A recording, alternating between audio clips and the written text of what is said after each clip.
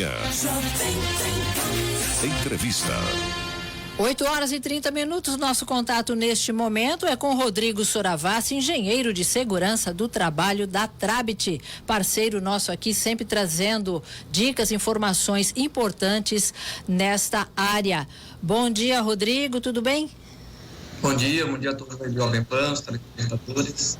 Que bom. Rodrigo, hoje a gente vai falar de empresas que não cumprem as normas de EPIs e que podem ser punidas. Gostaria que você explicasse, num primeiro momento, o que são as EPIs, os EPIs. Então, a norma regulamentadora número 6, ela trata sobre o equipamento de proteção individual. Então, todo o equipamento que é capaz de proteger o indivíduo é considerado aí dentro das classificações NR6, equipamento de proteção individual, salvo algumas medidas de prevenção que não possuem certificado de aprovação, não são considerados EPIs, mas podem ser utilizados para proteção, e como é o caso do protetor solar, né? Obrigatoriamente fornecidos pela empresa? Obrigatoriamente fornecidos gratuitamente pelo empregador. Sempre. Caso não seja oferecido, a empresa sofre alguma punição? Sofre. Toda norma regulamentadora, ela, dentro de seus dispositivos, ela pode ser autuada através de uma infração para o não cumprimento de um item da norma, seja qual for ele, né? Na NR 28, a gente trata aí sobre a fiscalização e penalidade, então ela pode sim ser penalizada. Então, o fornecimento de EPI, ele depende de vários fatores, né? Não basta eu entregar um EPI, eu preciso saber de fato qual equipamento de proteção individual eu preciso fornecer. Tá? Então, eu preciso fazer uma avaliação prévia na empresa, preciso aprofundar essa avaliação para verificar se é necessário ou não fornecer o EPI e qual é o EPI mais adequado. Dentro do mercado, eu tenho muitas características diferentes para o mesmo equipamento de proteção individual. Um protetor auditivo, por exemplo, né,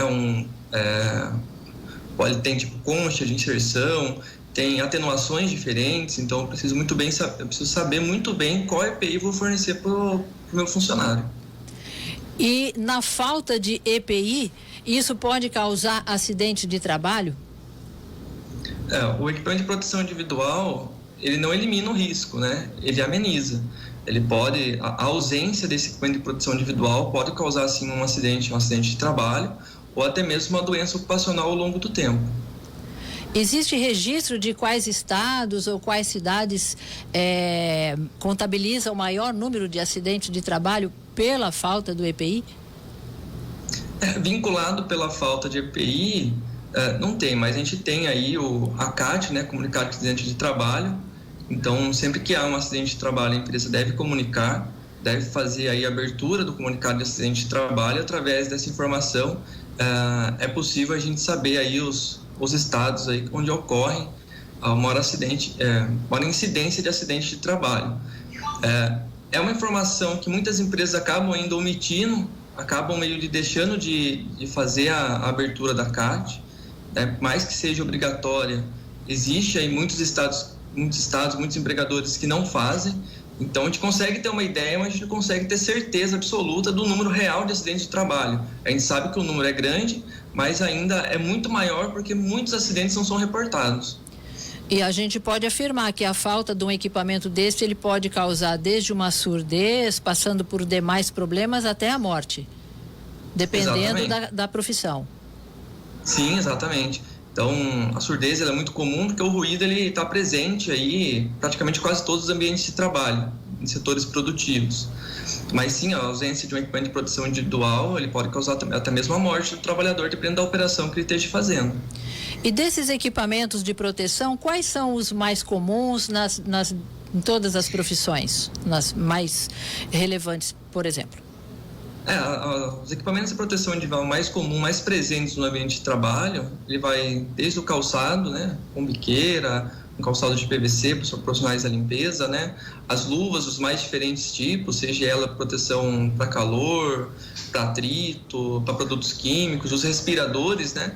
Agora ficou bem comum todo mundo utilizar aí uma máscara, né, agora todo mundo consegue saber como é ficar com uma máscara o dia inteiro.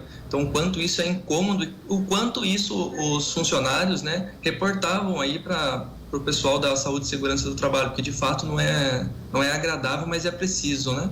Como é o caso aí da pandemia, mostrou que há necessidade de ficar o dia inteiro. Então, todo mundo conseguiu aí sentir na pele como é utilizar um respirador, mas é de fundamental importância.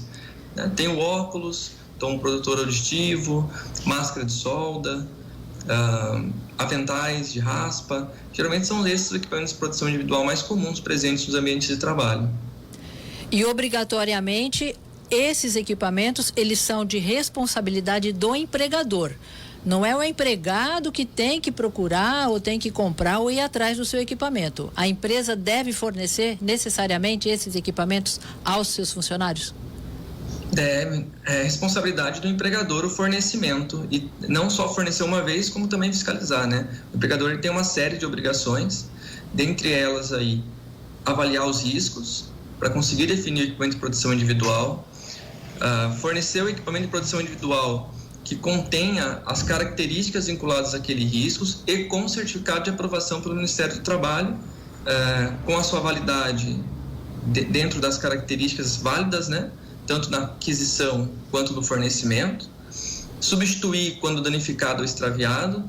Então, vamos supor que eu entregue um protetor auditivo e ele seja extraviado. É a obrigação do empregador fornecer um outro para aquele funcionário. A troca periódica, então, o empregador deve definir uma periodicidade mínima para a troca, ou melhor, periodicidade máxima. Então, eu tenho um protetor auditivo de uma marca X que ele vai me durar 3 meses. Então, no mínimo, a cada 3 meses eu preciso fornecer. Mas se for extraviado ou tiver danificado, porque cada atividade sem que esteja o trabalhador 100% protegido.